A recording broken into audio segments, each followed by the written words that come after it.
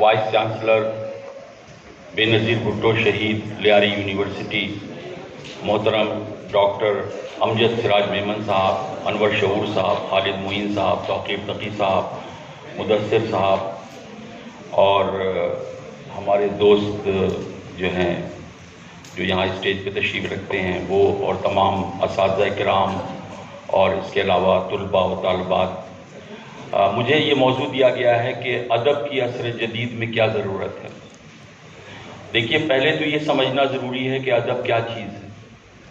ادب کی بہت سی تعریفیں کی گئی ہیں، اور جب ادب کی تعریف کی جاتی ہے اور اس کے مقصد کا تعین کیا جاتا ہے اور اس کی نوعیت پر بات کی جاتی ہے تو اس کے لیے ایک اصطلاح ہے، اس کو کہتے ہیں لٹریری تھیوری، ادبی تھیوری۔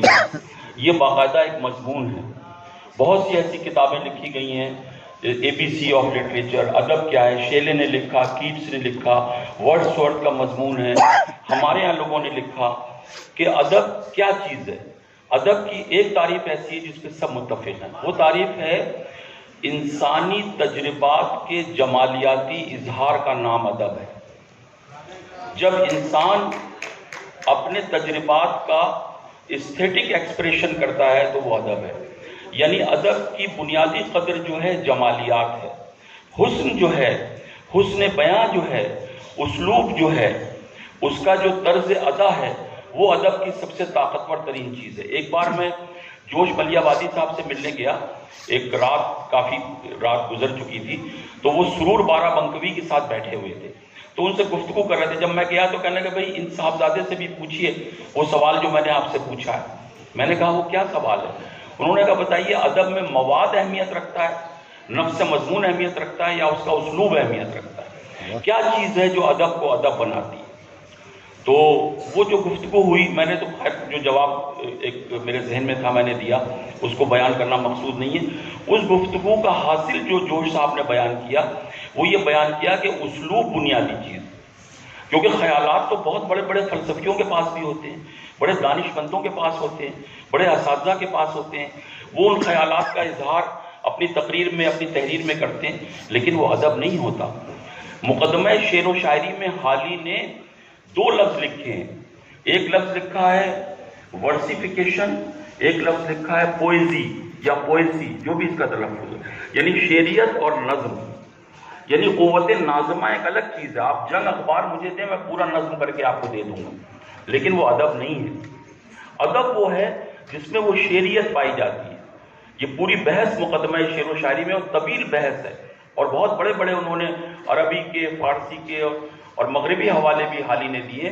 وہ شعریت جو ہے اس کا نام ادب ہے، اور وہ شعریت کیا ہے؟ وہ ایک احساس جمال ہے، وہ ایک حسن ہے، اور اسی لیے دنیا میں جو سب سے بڑا ادب ہے وہ الہامی ادب ہے۔ سب سے پہلے جو ادب ہے وہ الہامی ادب ہے، یعنی بھگوت گیتا ہے، رامائن ہے، اور دیکھیے ٹورا ہے، توریت ہے۔ توریت کی 75 کتابیں، شروع کی 5 کتابیں ٹورا کہلاتی ہیں، توریت کہلاتی ہیں۔ پھر بائبل کا 15-16 کا جو کنگ جیمز ورژن ہے، کہتے ہیں وہ تو لٹریچر کا شاہکار ہے۔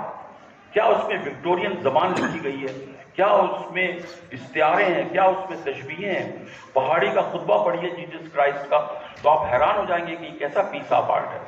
خود قرآن حکیم کے بارے میں یہ ہے کہ اللہ تعالیٰ نے رسول پاک صلی اللہ علیہ وآلہ وسلم، ہمارے ماں باپ آپ پہ قربان، آپ کو جو معجزہ دیا وہ زبان کا معجزہ دیا۔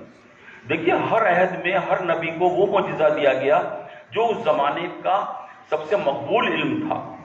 یعنی حضرت عیسیٰ کے زمانے میں طب بڑے عروج پہ تھی، تو ان کو مسیحائی دی گئی، وہ کوڑیوں کو ٹھیک کر دیتے تھے، بیماروں پر ہاتھ پھیرتے تھے۔ مسا کہتے ہیں ہاتھ پھیرنے کو، مسا آپ وضو کے بعد بھی مسا کرتے ہیں، اسی سے لفظ مسیحا بنا ہے، کیونکہ جیسس کرائسٹ جب کروسیفیکیشن کے بعد مصلوب ہونے کے 3 دن بعد کوڑیوں کی بستی میں ظاہر ہوئے، تو وہ کوڑیوں کے سر پہ ہاتھ رکھتے تھے اور پاؤں تک ایسے ہاتھ کھینچتے تھے، مسا کرتے تھے، اور وہ ٹھیک ہو جاتے تھے، اسی لیے ان کو مسیحا کہا جاتا ہے۔ تو ان کو مسیحائی دی گئی کیونکہ طب اپنے عروج پر تھا۔ حضرت داؤد علیہ السلام کے زمانے میں موسیقی اپنے عروج پر تھی، تو ان کو لحن داؤدی عطا کیا گیا۔ حضرت یوسف علیہ السلام کے زمانے میں یہ پوری بیلٹ جو تھی یہ خوبصورتی کے لیے مشہور تھی، یعنی مصر سے لے کے فلسطین تک، آج بھی وہاں دنیا کا سب سے زیادہ معیاری حسن وہی پایا جاتا ہے، تو ان کو حسن یوسف عطا کیا گیا۔ اور اسی طرح جو ہے حضرت موسیٰ علیہ السلام کے زمانے میں طلسم اپنے عروج پہ تھا، گلی گلی جادوگر تھے، تو ان کو عصائے موسوی عطا کیا گیا۔ قرآن میں موسیٰ اپنا عصا پھینک تو وہ اژدہا بن گیا، تو ان کو عصائے موسوی۔ رسول پاک صلی اللہ علیہ وسلم کے زمانے میں عربوں کے قبائل میں سب سے بڑا شاعر جو ہے اس کو اس قبیلے کا سردار بنایا جاتا تھا۔ یہ ممکن نہیں تھا کہ وہ اشر نہ ہو۔ یہ کتابوں میں لکھا ہے کہ، اور مستند کے طبقات ابن سعد میں لکھا ہے، جو تاریخ کی سب سے عظیم ترین کتاب ہے جس پہ ہر فرقہ ہر شخص متفق، جس کی شرح ابن حشام ہے۔ طبقات ابن سعد میں لکھا ہے کہ اشر ہونا ضروری تھا، شاعر ہونا ضروری تھا۔ عربوں میں شاعری کا رواج ایسا تھا کہ آپ بتائیے کوئی آدمی قتل ہونے جا رہا ہے تو وہ شعر کہے گا۔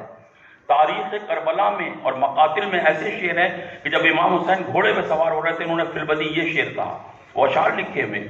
تو شاعری پر عربوں کو بڑا ناز تھا، تو رسول پاک صلی اللہ علیہ وسلم کو ایسا معجزہ دیا گیا کہ جب اس کی ایک صورت عکاس کے میلے میں جب شاعری کا بہت بڑا مقابلہ ہوتا تھا، اور یہ جو مولقات سبا جو ہیں، سبا مولقات بھی کہلاتے ہیں، تو وہ قصیدے جب آویزہ کر دیے جاتے تھے خانہ کعبہ میں، تو کہتے ہیں ایک بہت بڑا شاعر آتا تھا اور وہ سب قصیدوں کو دیکھتا ہوا جاتا تھا، اور کسی میں کوئی عیب ہوتا تھا تو اس کو ٹھیک کر دیتا تھا، کوئی زبان کی خرابی، کوئی خیال میں کوئی تضاد ہے، کسی حرف میں کوئی خرابی ہے تو اس کو ٹھیک کرتا چلا جاتا تھا۔ تو رسول پاک صلی اللہ علیہ وسلم نے کہا کہ انا اعطیناک الکوثر، سورہ کوثر لگا دو، یہاں لٹکا دو۔ تو جب اس کو وہ گزرا اور اس کی نظر پڑی اور اس نے دیکھا اس صورت کو، تو انا اعطیناک الکوثر فصل لربک وانحر انا شانئک هو الابتر۔ اس نے اس کے نیچے چوتھا مصرع لکھ دیا، ھذا لا کلام البشر۔ اس نے کہا کسی انسان کا کلام نہیں ہے، یعنی اس میں جو قوت ہے، اس میں جو حسن ہے، اس میں جو جمال ہے، اس میں جو ایک اس کے لفظوں میں جو ایک چمک ہے اور طاقت ہے، یہ کسی انسان کے بس کی بات نہیں ہے۔ تو قرآن نے جو ہے وہ ادب پر ناز کیا، اپنی ادبی صورت پر ناز کیا، اپنی ادبی صفت پر ناز کیا۔ نہیں، قرآن کا کلیم کچھ اور نہیں ہے، آپ سے کوئی دعویٰ نہیں کیا، آپ کو یہ دعوت دی کہ اس جیسی ایک صورت بنا کے لے آؤ۔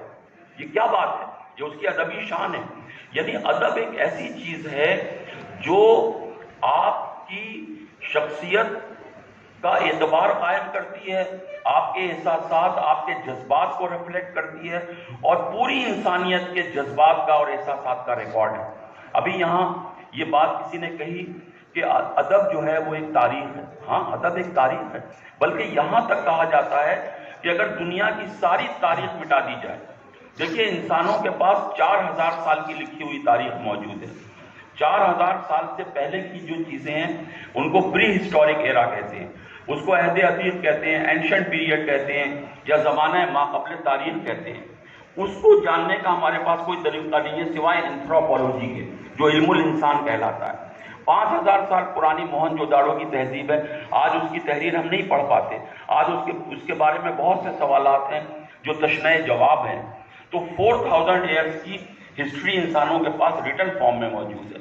اگر یہ 4000 سال کی تاریخ آپ دنیا سے مٹا دیں، آپ ٹوائن بی کی کتابوں کو جلا دیں، آپ ولڈورا کی کتابوں کو جلا دیں، آپ والٹر کافمین کی تاریخ کی کتابوں کو جلا دیں، آپ جریر ابن طبری کی کتابوں کو جلا دیں، اور صرف شاعروں کی شاعری باقی رہ جائے، تو آپ اس سے اس خطے کی، اس جغرافیائی علاقے کی پوری تہذیبی اور کلچرل تاریخ مرتب کر سکتے ہیں۔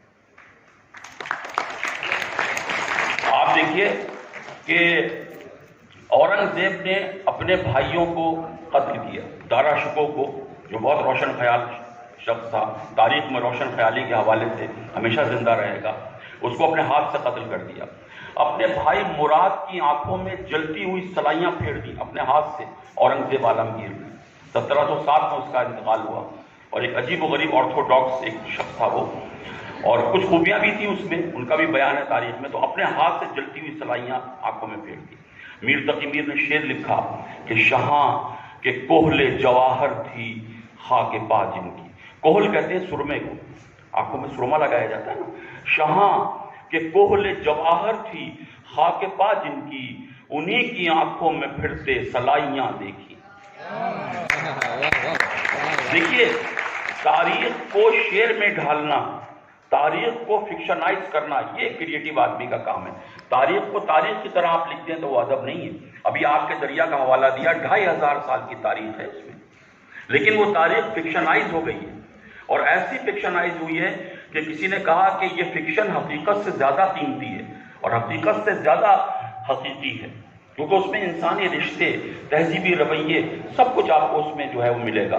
غالب کا یہ شعر کہ داغ فراق صحبت شب کی جلی ہوئی ایک شمع رہ گئی ہے سو وہ بھی خاموش ہے. یہ جو شمع رہ گئی ہے، داغ فراق صحبت شب کی جلی ہوئی، یہ موم کی بنی ہوئی شمع نہیں ہے، یہ بہادر شاہ ظفر ہیں. کہتے ہیں یہ بہادر شاہ ظفر کے لیے لکھا گیا ہے، جن کو 1862 میں رنگون میں جو ہے وہ بے بسی کی موت مار دیا گیا 92 سال کی عمر میں. یہ جو داغ فراق صحبت شب کی جلی ہوئی شمع ہے، یہ آخری مغلیہ تاجدار ہے. ایک شمع رہ گئی ہے سو وہ بھی خاموش ہے. تو شاعر جس طرح تاریخ کو ریفلیکٹ کرتا ہے، شاعر جس طرح انسانی جذبات کو ریفلیکٹ کرتا ہے، ایک ادیب جس طرح انسانی احساسات کو پیش کرتا ہے، کوئی اور پیش نہیں کر سکتا. اور ادب جو ہے، ادب سے ہی تہذیبیں زندہ رہتی ہیں. اگر ادب سے آپ دلچسپی رکھیں گے، جس سوسائٹی میں ادب سے محبت ہوگی، شاعری سے محبت ہوگی، وہاں خودکش بمبار پیدا نہیں ہوگا. وہاں آپ نے کیا کیا؟ آپ نے فائن آرٹس کو قتل کر دیا. آپ نے کہا اسلام میں فائن آرٹس نہیں ہے. آپ نے کہا نہیں، فائن آرٹس میں ہمارا وقت ضائع کرتے ہیں. یہ حالی نے یہ سوال اٹھایا ہے کہ ایک انجینئر جو ہے پل بناتا ہے، ایک ڈاکٹر لوگوں کا علاج کرتا ہے، ایک شخص جو ایک ٹیلے پہ بیٹھا ہوا بانسری بجا رہا ہے، کیا وہ بھی سوسائٹی کو کچھ دے رہا ہے؟ ہاں، وہ بھی سوسائٹی کو کچھ دے رہا ہے. وہ آپ کو ایک ایسا ایستھیٹک پلیجر دے رہا ہے جو دنیا کی کوئی اور چیز نہیں دے سکتی. وہ آپ کو دوبارہ تازہ دم کر رہا ہے زندگی کی جنگ میں شریک ہونے کے لیے. مجھے کچھ ایسا اشارہ ملا ہے کہ وقت کم ہے، اور جو ہے میں جو ہوں اپنی بات کو کہنے کو خیالات بہت ہیں، بہت سی باتیں یاد آ رہی ہیں. ادب کے بارے میں بڑے بڑے مغربی نظریے یاد آ رہے ہیں، اور بہت کچھ ہمارے ذہن میں ہے. لیکن یہ ہے کہ ادب جو ہے وہ زندگی کا ایک ایسا چہرہ تراشتا ہے، ادب زندگی کا ایک ایسا حقیقی چہرہ تراشتا ہے جو کوئی اور نہیں تراش سکتا. زخم تارے سنگ ہنر سے زخم رفو ہو جاتے ہیں، چہرہ تراشی کھیل نہیں ہے، ہاتھ لہو ہو جاتے ہیں.